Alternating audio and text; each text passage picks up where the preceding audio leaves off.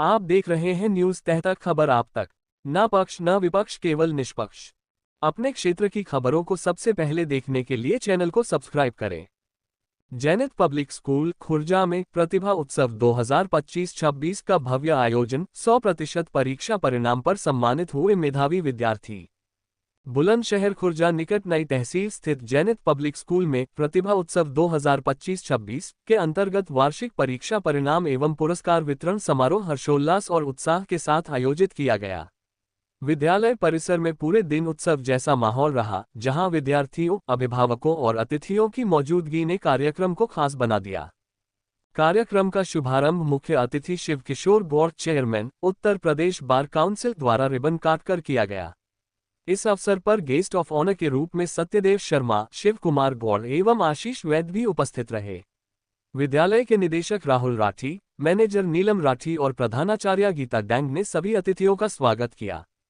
इसके पश्चात भगवान गणेश एवं मां सरस्वती के समक्ष दीप प्रज्वलन कर कार्यक्रम का विधिवत शुभारंभ हुआ। विद्यार्थियों द्वारा प्रस्तुत गणेश वंदना और सरस्वती वंदना ने वातावरण को भक्तिमय बना दिया। समारोह के दौरान विद्यालय के जूनियर वैज्ञानिकों द्वारा विज्ञान प्रदर्शनी का आयोजन विशेष आकर्षण का केंद्र रहा। इसमें विद्यार्थियों ने robot, rain water harvesting, smart city, volcano, phenomena of light और हाइड्रोलिक जैसे आकर्षक एवं नवाचारी मॉडल प्रस्तुत किए, जिन्हें अतिथियों एवं अभिभावकों ने खूब सराहा। कार्यक्रम में विद्यार्थियों ने रंगारंग सांस्कृतिक प्रस्तुतियों के माध्यम से अपनी प्रतिभा का शानदार प्रदर्शन किया। नृत्य, संगीत और नाट्य प्रस्तुतियों ने सभी का मन मोह लिया। विद्यालय के निदेशक राहुल राठी ने अपने संबोधन में विद्यार्थियों को शुभकामनाएं देते हुए शिक्षा के महत्व पर जोर दिया और अनुशासन, परिश्रम व ईमानदारी के साथ आगे बढ़ने के लिए प्रेरित किया। प्रधानाचार्य श्रीमती गीता डैंग ने विद्यालय की वर्ष 2007 से 2026 तक की उपलब्धियों और गतिविधियों का विस्तृत विवरण प्रस्तुत किया, जिसे अभिभावकों ने सराहा। इस वर्ष विद्यालय का परीक्षा परिणाम 100% रहा, जिसमें कोई भी विद्यार्थी अनुत्तीर्ण नहीं हुआ। इस उपलब्धि पर विद्यालय परिवार और अभिभावकों में खुशी की लहर दौड़ गई। समारोह में नर्सरी से कक्षा 9वीं तक के मेधावी विद्यार्थियों को मंच पर पुरस्कार एवं स्मृति चिन्ह प्रदान कर सम्मानित किया गया। इसके बाद शेष विद्यार्थियों को कक्षावार रिपोर्ट कार्ड वितरण की सुव्यवस्थित व्यवस्था के तहत उनके परिणाम दिए गए। कार्यक्रम का सफल संचालन प्रधानाचार्य, उप प्रधानाचार्य बबीता शर्मा एवं समस्त शिक्षकगणों के मार्गदर्शन में संपन्न हुआ। अंत में उप प्रधानाचार्य ने विद्यार्थियों को प्रेरणादायक संदेश देते हुए उनके उज्जवल भविष्य की कामना की। समारोह के समापन पर सभी अतिथियों और अभिभावकों के लिए जलपान की उत्तम व्यवस्था की गई। यह आयोजन विद्यार्थियों के आत्मविश्वास को बढ़ाने के साथ उनके उज्जवल भविष्य की दिशा में एक महत्वपूर्ण कदम साबित हुआ।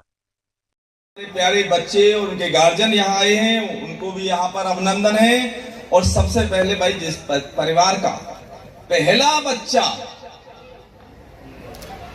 सही मुकाम की तरफ चला गया या पहुंच गया या वो मंजिल हासिल कर ली, समझ लिए उस परिवार का हाल तो समझ लीजिए, निश्चित रूप से उसका कल्याण ही कल्याण है।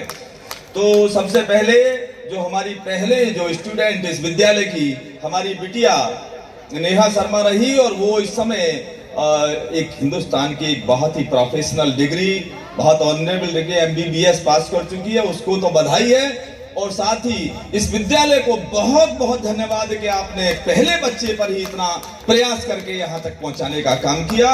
और आगे मुझे लगता है जो यहाँ मैंने थोड़ी सी देर में ही काफी चीजें देखने को मिली, और सूक्ष्म में ही सारी चीजें यहाँ विद्यालय के तंत्र के द्वारा, साथ ही स्टूडेंट्स के द्वारा चलते चलते मैंने एग्जीबिशन भी देखी। लगता है कि इस विद्यालय के बच्चे निश्चित रूप से बड़ी ऊंचाइयां हासिल करेंगे, देश में अपने इस खुर्जा का नाम रोशन करेंगे। आदरणीय प्यारे बच्चों, सबसे पहली बात इतना जरूर कह देते हैं, बाकी कितना पढ़ रहे हैं आप, क्या कर रहे हैं, ये तो देखिए पेरेंट्स और आपका विद्यालय मेहनत करता ही है। एक लाइन है, अर्ली टू राइज। अगर कामयाब होना है तो इस वाली लाइन पर जरूर काम करिए। अब नए बच्चों में ये थोड़ी नई प्रवृत्ति जागृत हो रही है कि अर्ली टू राइज वाला मामला खत्म हो रहा है, इससे भविष्य में मामले थोड़ा डिफिकल्ट हो जाएंगे। तो अर्ली टू राइज वाला करिए, ये बहुत आवश्यक है। अभी जो आदरणीय प्रिंसिपल महोदया ने बहुत सारी इस विद्यालय की एक्टिविटीज के विषय में बताया। मैं समझता हूं मैंने बहुत सारे कार्यक्रम किए हैं, ऐसी इस तरीके की एक्टिविटीज विद्यालय कर रहा है और समाज के हर तंत्र पर प्रकाश डाल रहा है, हर तंत्र में लिप्त है, चाहे वो मॉक ड्रिल हो, चाहे स्लम एरिया में जाकर के दीपावली की व्यवस्था करना हो, एक्टिविटीज में भी इतना सजग रहना और इतना प्रयास करना, ये बहुत बड़ी बात है और ये विद्यालय के उज्जवल भविष्य की ओर बढ़ने का एक कदम है। साथ ही आदरणीय, देखिए प्यारे बच्चों, बड़े बच्चे भी, छोटे बच्चे तो छोटे ही हैं, वो तो पेरेंट्स ही संभालते हैं, लेकिन बड़े बच्चों के लिए इतना जरूर कहूंगा जो थोड़ा 6th में 7th में 8th में आ रहे हैं, उन्हें अगर कामयाब होना है, उन्हें अगर बढ़ना है, उन्हें अपने माता पिता का, अपने नगर का, अपने विद्यालय का, अपने जिले का, अपने प्रदेश का, अपना देश का नाम यदि विश्व पटल पर ले जाना है और आगे बढ़ना है तो एक चीज जरूर सीख लें, इस पंक्ति को सुन लें और इस पर अमल कर लें, आपको आगे बढ़ने से कोई रोक नहीं सकता।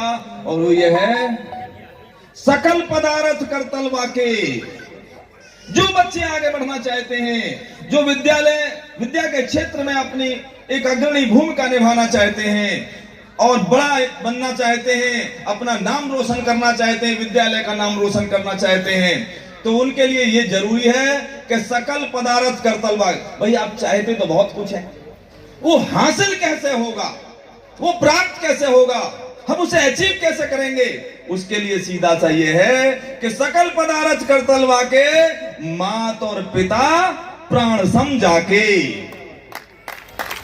जो अपने माता पिता का सम्मान करेगा, जो अपने माता पिता की आज्ञा मानेगा, जो अपने माता पिता के कहे अनुसार चलेगा, समझ लीजिए उसके कल्याण को कोई रोक नहीं सकता। क्योंकि बाकी लोगों की शिक्षा में थोड़ा फर्क आ सकता है, वो अपना कोई ना कोई इंटरेस्ट जोड़ सकते हैं, लेकिन दुनिया में माता पिता से बड़ा कोई नहीं होता है। प्यारे बच्चों, इस लाइन को रट लो, इस लाइन को सुबह गुनगुनाओ और उस पर अनुसरण करो, उस पर अमल करो, उनके बताए रास्ते पर चलो, निश्चित रूप से आपका कल्याण निश्चित हो जाएगा। और रही बात आगे बढ़ने की, कई लोग ये अपने संसाधनों का रोना लेकर के बैठ जाते हैं। हमारे पास संसाधन कम है, हमारा नगर छोटा है, हमारा विद्यालय छोटा है, हम छोटे नगर में रहते हैं, हमारे से रोड कनेक्टिविटी नहीं है, हमारे पास बिजली की समस्या है, हमारे पास संसाधनों की कमी है। लेकिन ये बता दे रहा हूं, ये जैनिक पब्लिक स्कूल ने सिद्ध कर दिया कि शुरुआत में ही छक्का मार दिया, पहला ही बच्चा हमारा MBBS हो गया। ये कितनी बड़ी बात है। तो ये उनके लिए है जो भाई संसाधनों का रोना लेकर के बैठ जाते हैं, और जिन्हें आगे बढ़ना है वो तो चलते चले जाते हैं, उन्हें कोई रोक नहीं पाता। अंधकार से लड़ने का संकल्प कोई कर लेता है तो एक अकेला जुगनू भी सब अंधकार हर लेता है। कितनी छोटी सी चीज है। तो हम लोगों को संघर्ष के लिए तैयार रहना चाहिए, अपने संसाधनों का रोना नहीं रोना चाहिए, संसाधनों के पीछे नहीं रहना चाहिए। ऐसे बहुत, देखिए ये भी देख लीजिए, आप समझ लीजिए, अपने आसपास तलाश लीजिए, अपने नगर में तलाश लीजिए।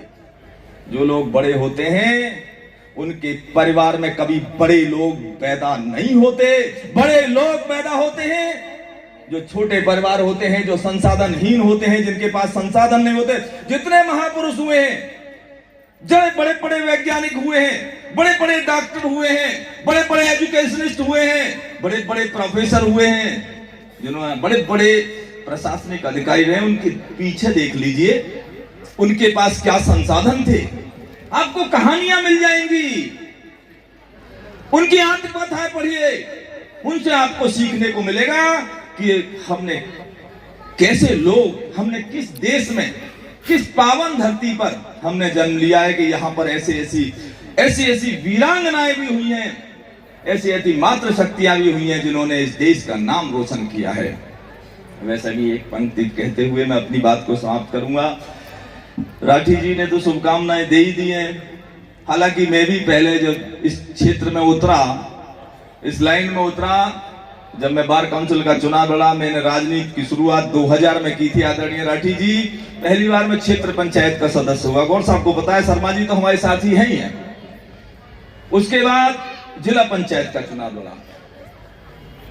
अब आप लगाइए अगला कदम, जिला पंचायत के बाद जो होता है तो हमारे तो सिर मुड़ाते हुए पड़ गए। खुर्जा विधानसभा रिजर्व हो गई, हमारे रास्ते बंद हो गए।